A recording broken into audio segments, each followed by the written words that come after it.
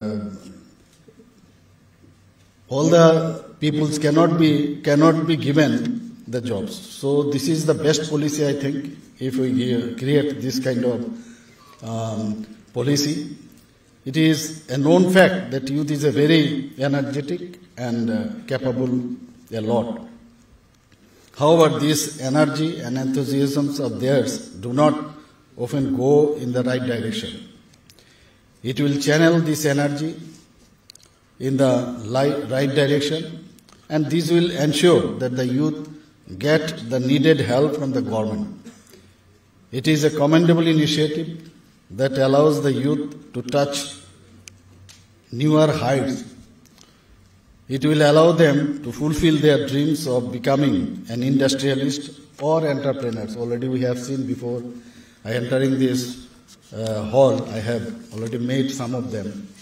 And they are doing a very good job, what I have seen. And I think always we say that Ek Tripura, Sreshta Tripura, in Bengali we say, and it is going to be fulfilled, I am sure. Basically it means banks will offer finance to these youths for creating better employment opportunities in the country. It aims to make the youth employed so we can eliminate the problems of unemployment. The financial support comes as a sign of great relief to the youth. It basically aims to include all levels of society from the lowest to the highest. After launching this campaign successfully, they got in touch when it was started. There was good connection or touch with the IITs, IIMs, then NITs, and other central universities of India. Now, in other peoples also, they also have taken into consideration what I have heard from my previous speakers. Thus, it is a wise, I think, decision to help the youth to achieve greater heights from a young age.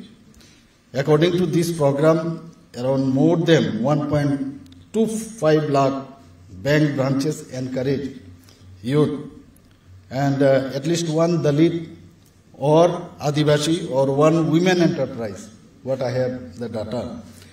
Prime Minister said there is no growth in the country without innovation and new opportunities for the youth.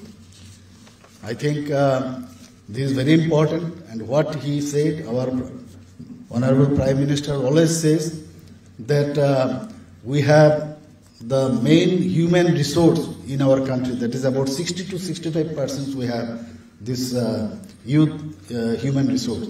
So if they are developed, then the country of course will be developed.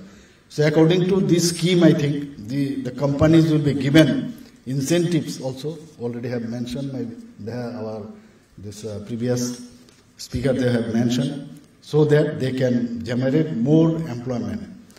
I think this is a very important scheme, and in future, from our government side, there are so many the startup policies we have, so I need not repeat all these policies.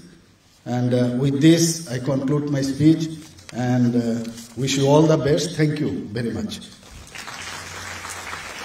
Very thank you, sir, for sharing your valuable words with us and by encouraging all our participants with their valuable words. Thank you once again, sir.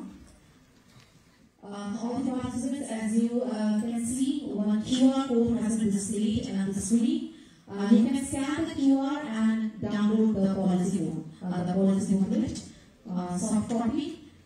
Thank you so much. Ladies and gentlemen, as we come near to the conclusion of this monumental event, it is time to express our gratitude to all our esteemed dignitaries. May I request Shri J.R. Raghuvesh, sir, Director RT Government Tripura, to deliver the vote of thanks.